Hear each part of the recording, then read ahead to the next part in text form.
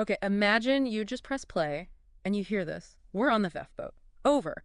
And then someone replies, Roger, tranquility, we copy that.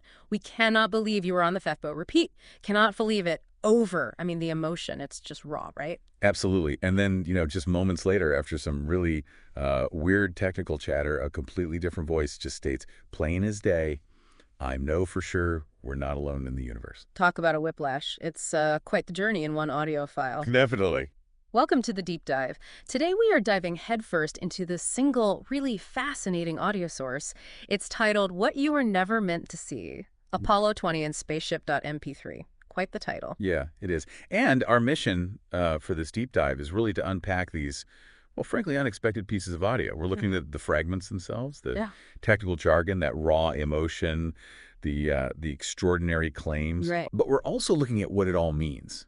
What does this mix tell us about things like, well, potential hidden information, or just the human experience under extreme stress, and, of course, those big questions about life out there? Okay, so let's start unpacking. That first section, it just hits you with some really dense technical terms, things like a tabulator reaching a high level of development, okay? And it's used in the operation of neurotrons. And then it gets even more specific, something about reducing sinusoidal replenisation with a drawn reciprocation dingle arm. A dingle arm. Yeah, I mean, what even is a neurotron? Or a dingle arm, for that matter? The language sounds so precise, but out of context, it's just baffling. Well, it definitely sets a tone, doesn't it? It's not like everyday chat. It points towards a very, very specific, maybe technical or operational setting. While we don't know what a neurotron or dingle arm actually is, the type of language referencing tabulators, sinusoidal replenisation, that sounds like stuff from maybe complex machinery or perhaps early computing. The fact that it's so obscure, so specific, it almost feels like, we're getting a peek behind a curtain we weren't supposed to see, a very technical curtain. That makes sense, the idea of specialized language. But does the fact that it's so obscure make it seem more real or less real, do you think? Like, is it proof of something secret or just good jargon someone made up? That's the million-dollar question, isn't it? On one hand, yeah, maybe the specificity suggests it's genuine.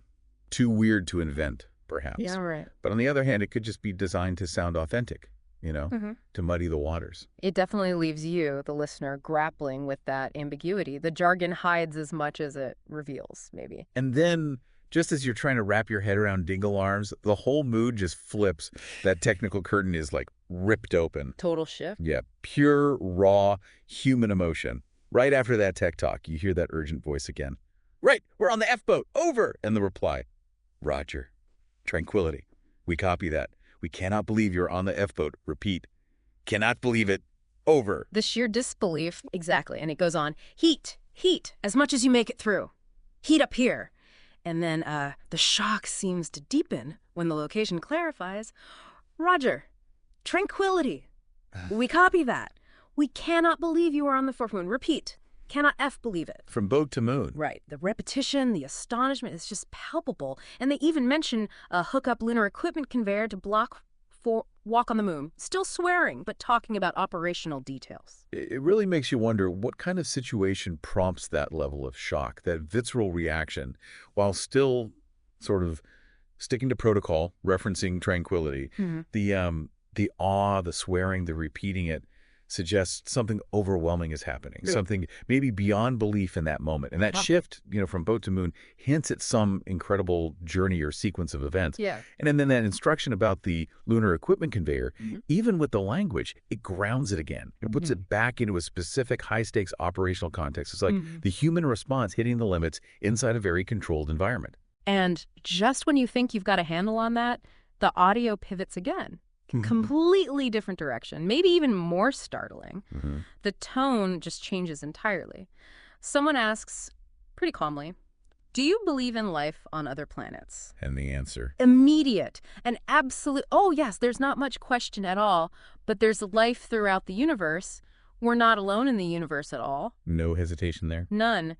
The interviewer pushes a bit. You're convinced of that we're not alone in the universe. And the guy says, I know for sure we're not alone in the universe. He even says, I happen to be privileged enough to have been on the fact that we have been visited on this planet. Right. And The UFO phenomenon is real, Right. although it's been covered up by our governments for quite a long time. Exactly. It goes from belief to claimed fact based on privilege and throws in a government cover-up. Yeah, what's really striking there is the conviction. It's not presented as like, I think maybe. Hmm. It's I know for sure, based on, as he says, being privileged enough to know. Hmm. So it moves from a general philosophical point life in the universe to a very specific claim.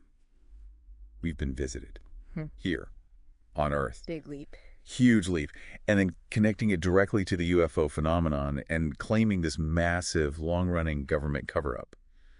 It's a direct challenge to the official story, whatever that may be. Yeah. This part feels less like a mission log and more like a personal testimony almost, with huge implications. So, okay, let's pull this together for you, the listener. We've kind of bounced around inside this one single audio file. Yeah, it's a real mix. We started with that baffling tech talk, right? The tabulator, the neutrons, producing sinusoidal replanation with a drawn reciprocation dingle arm, stuff that hints at some complex, maybe secret operations. Right. Very dense. Then we plunged into that incredibly raw tranquility exchange, hearing someone just utterly floored by being on the FEF boat and then apparently on the FEC moon, getting instructions about a lunar equipment conveyor for a walk on the moon. The human reaction there was just intense. Undeniable. And finally, we landed on these profound claims.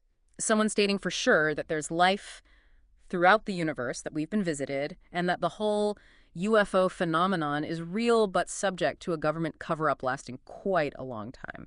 And looking at all those pieces together from just this one source, it really does challenge how we think about information and, well, truth, doesn't it? Yeah. It's like a capsule containing these totally different realities. The technical precision of some hidden operation, maybe the sheer human shock of experiencing something incredible, and then these huge paradigm-shifting claims about our place in the cosmos and alleged secrets. It forces you to think about layers of information, doesn't it? What's out there? What's hidden? What's maybe just misunderstood? Exactly. It demonstrates how complex narratives get built, sometimes from the most fragmented and unusual sources. So here's something to think about. In this age where we're drowning in information, sometimes the bits that really make you stop and think, the most compelling insights, maybe they come from these odd, unfiltered sources, like this audio file we were apparently never meant to see. Mm. It leaves you wondering, doesn't it? What else might be out there, hidden away? And what might we learn if we actually saw or heard it?